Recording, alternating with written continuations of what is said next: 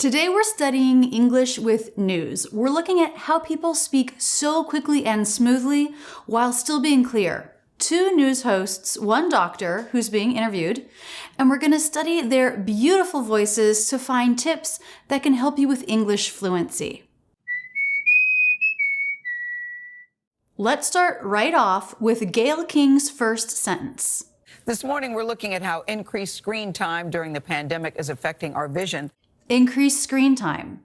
So right away, she's giving us an example of one of the main points that Americans do for smoothness, changing T pronunciations.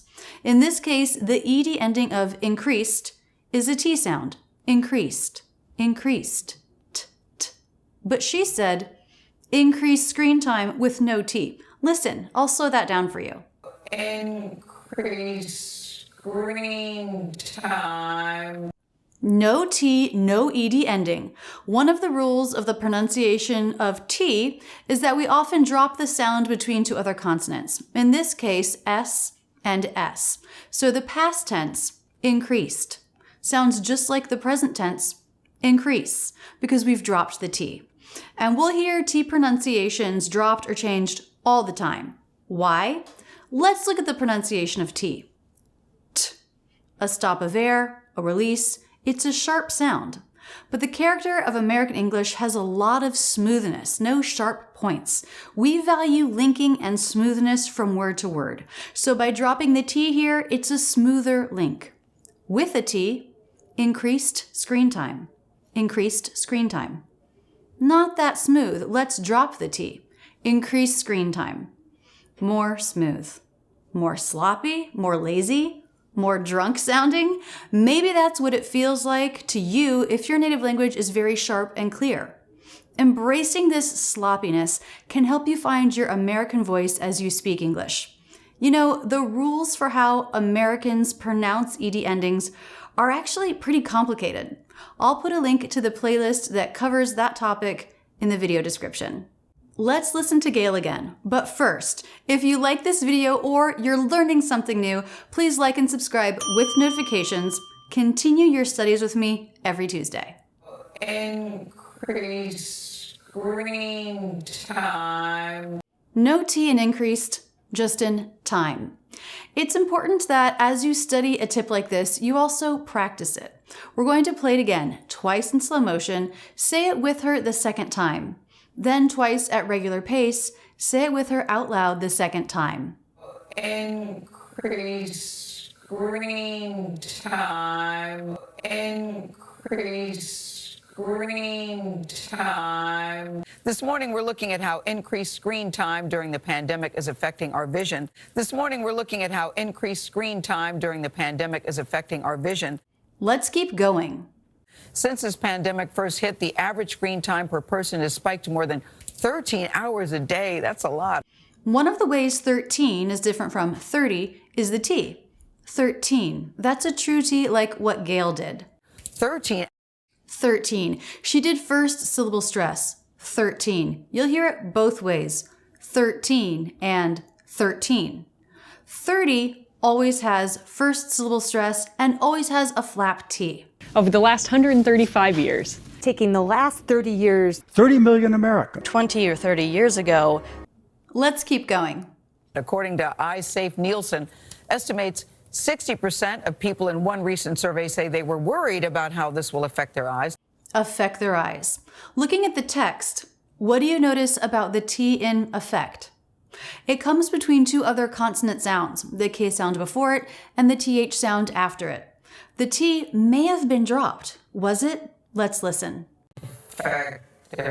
Affect there. No T. Affect their eyes. Try that with me. Affect their eyes. Affect their eyes. Let's keep going. Doctors also say they're seeing an uptick in vision issues like dry eye. Yep, I got that. Dr. Christopher Starr, who's an ophthalmologist at Weill Cornell Medicine in New York. Did you hear how she corrected herself? She misspoke, she corrected it, and then she said rather. So the word she meant wasn't medical, rather, it was medicine. Weill Cornell Medicine in New York. Let's keep going. joins us with some solutions and whether he thinks products like blue light glasses can help. Good morning to you, doctor. Good to see you. What a nice greeting she gave him.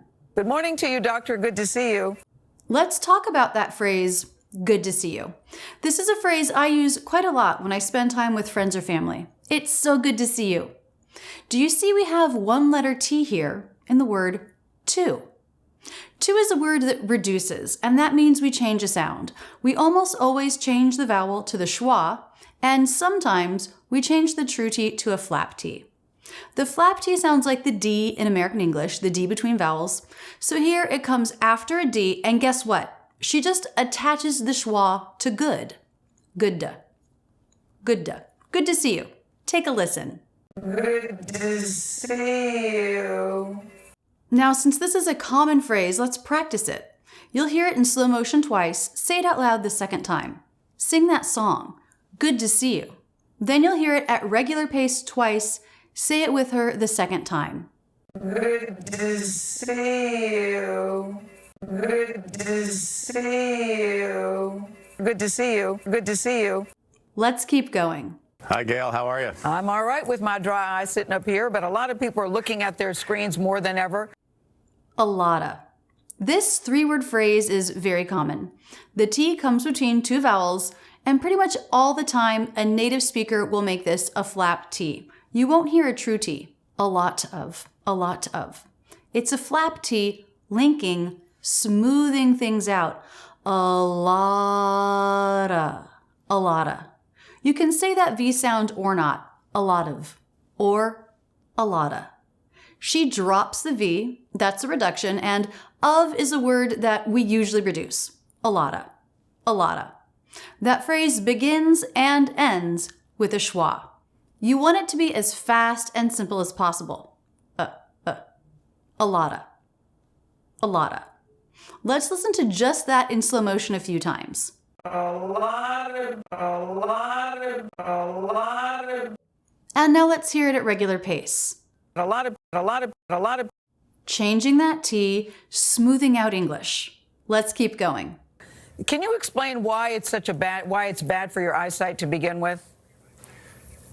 Yeah, it's multifactorial. We call it the computer vision syndrome, and it combines. It combines. We've studied a dropped T, a flap T, and now Dr. Starr is giving us an example of another way we change the T, the true T sound. It's a stop T. For this, we stop the air. T, but we skip that T release. Instead, we go into the next word. So there's really a quick stop of air, and that's the stop T. It's not actually a sound. Rather, it's an abrupt stop of sound. It combines. Let's look back at that stop. Here, I've slowed down the clip to just 25%, and you can see the volume of the voice below. Let's just listen to this clip once. It combines. This gap here is the stop T.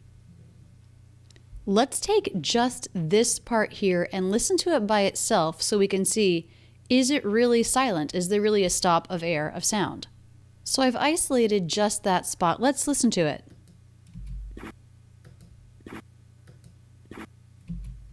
Sort of strange, isn't it? It's just the room noise, really. He hasn't really engaged his voice here. Let's go back to the original clip. There's another spot over here where we see something similar, and guess what that is? It's the B of combines, B is also a stop consonant. Let's listen to this phrase again. It combines. So it becomes and then a little stop of air, and then the next word. So true T, t, flap T, r, dropped T, and now stop T. These are our 4 T sounds. Listen again to this stop. It combines. Actually, there's one more kind of T.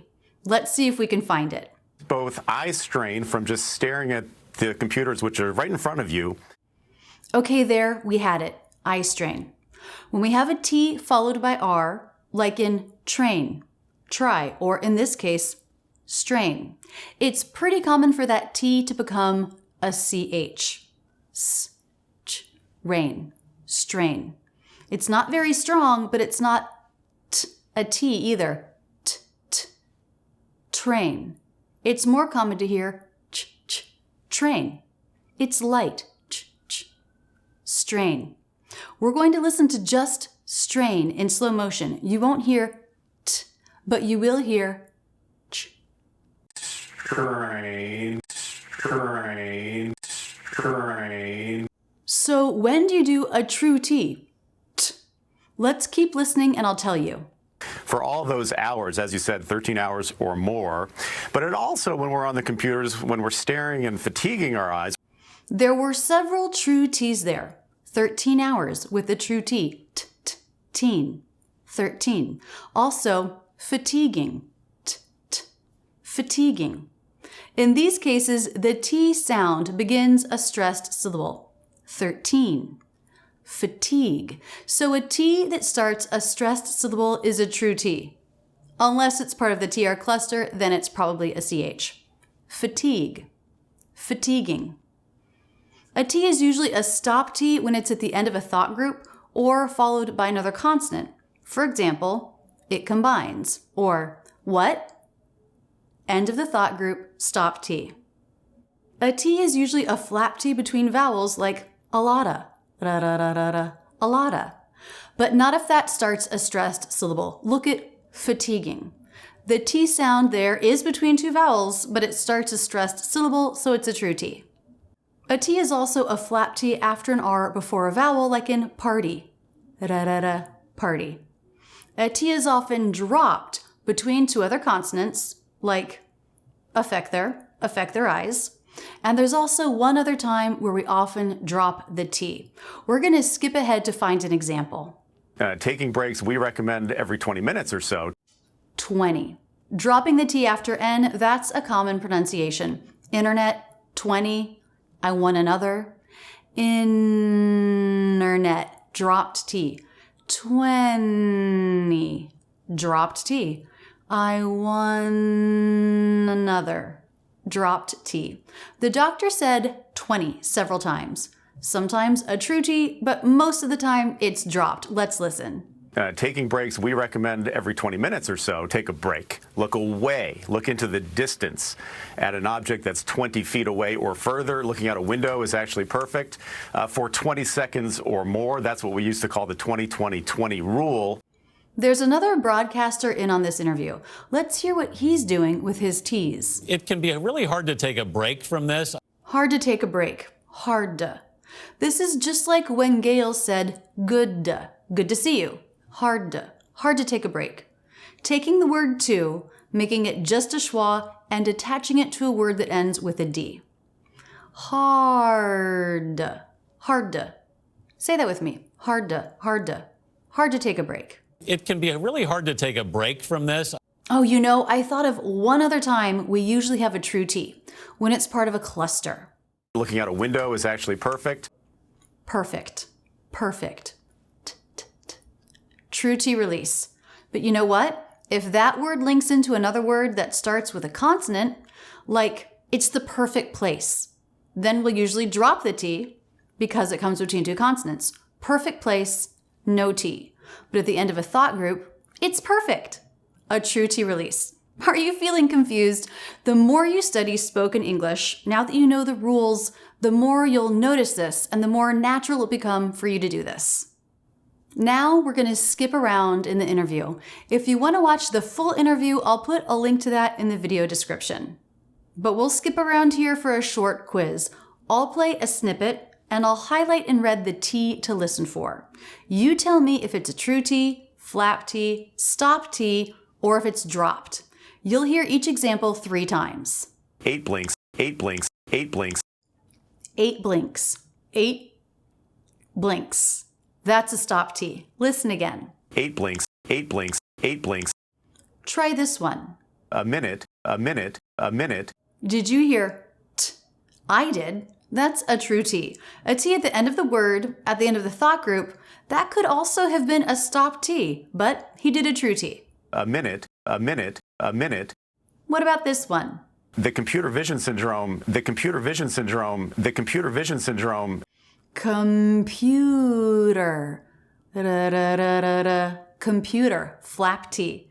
T between vowel sounds, doesn't start a stressed syllable, that's a flap. The computer vision syndrome, the computer vision syndrome, the computer vision syndrome. This next one is tricky. You'll be listening for 3 T's. Irritated and gritty, irritated and gritty, irritated and gritty. Irritated. Irritated. The first T is a true T because of this mark. This is the mark of secondary stress. Stressed syllable, even if it's secondary stress, that will be a true T. But the second sound there, T between vowels, not starting a stressed syllable, that's a flap T. Same with gritty. Irritated and gritty. Irritated and gritty, irritated and gritty, irritated and gritty. By changing so many sharp true T's, we're able to smooth out the sound of English. In coming weeks and months, we're going to study more ways to smooth out your speech to sound more natural and fluent when speaking English. Keep your learning going now with this video, and be sure you subscribe and have notifications turned on for the channel so you'll know when something new is coming your way. Also, be sure to check out my online school at rachelsenglishacademy.com to train your body and your voice for more comfortable English speaking. That's it, and thanks so much for using Rachel's English.